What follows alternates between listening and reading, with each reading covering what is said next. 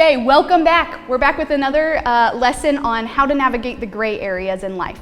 So we talked about in the Bible, there's some areas that aren't specifically addressed, like dating, going to the movies, social media, having a cell phone.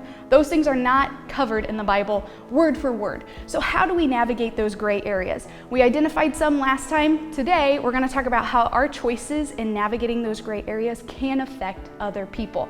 I want you guys to think about 1 Corinthians 10:23. In that verse, Paul writes to the church and he says, everything is permissible, but not everything is helpful. Everything is permissible, but not everything is constructive or builds you up. So just because you can do it doesn't mean that you should. Just putting that out there, guys. In these gray areas, it may be okay for you to do it, okay, but it doesn't mean that you should do it. An example from my life, growing up in high school, my best friend would love to come and stay at my house. However, she had a different set of rules at her house than I did at mine. My family was a little bit smaller.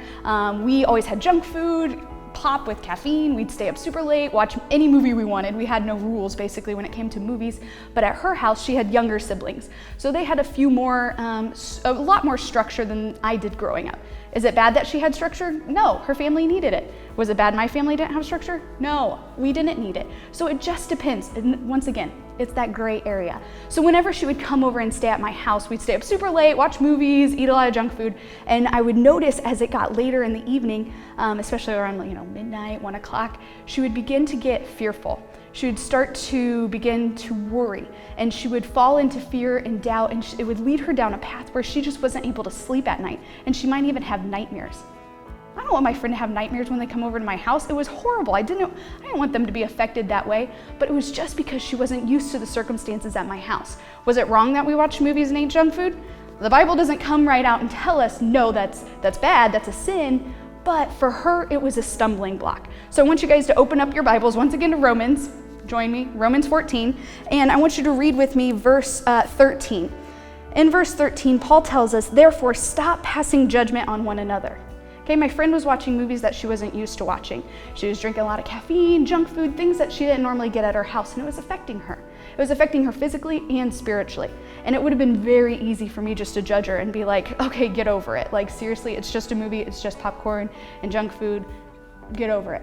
But because of love, I didn't want to judge her. And Paul's telling us we're not to pass judgment on one another. Instead, make up in your mind not to cause any stumbling block or obstacle in your brother's way.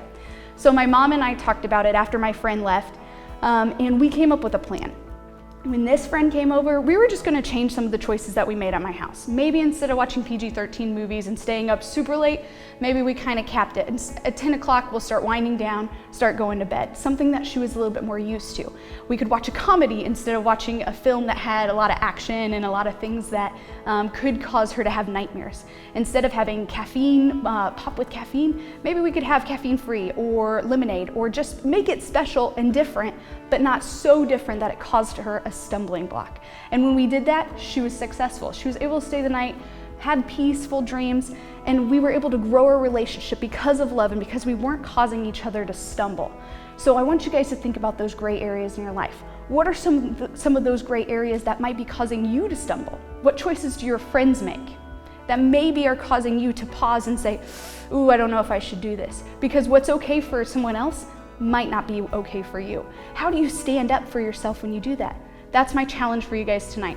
Think about those things. Just because you can do it, like 1 Corinthians 10:23 says, just because you can do it doesn't mean that you should. We don't want to cause each other a stumbling block. So think about what are some gray areas maybe that you need help and support in, and say, okay guys, I can't see that horror movie. It scares me to death, causes me to have nightmares. It's going to lead me down a bad path. I just can't do it. Okay? You have to set boundaries. You have to know them for yourself, but you also have to make sure that you're watching out for your friends. The choices that you make are going to affect them as well. So whether you're scrolling through social media and not thinking about it, but your friend's sitting there thinking, oh, well, this makes me feel really bad about myself. And they begin to doubt and become fearful of just different things. Maybe your opinion about them is changing.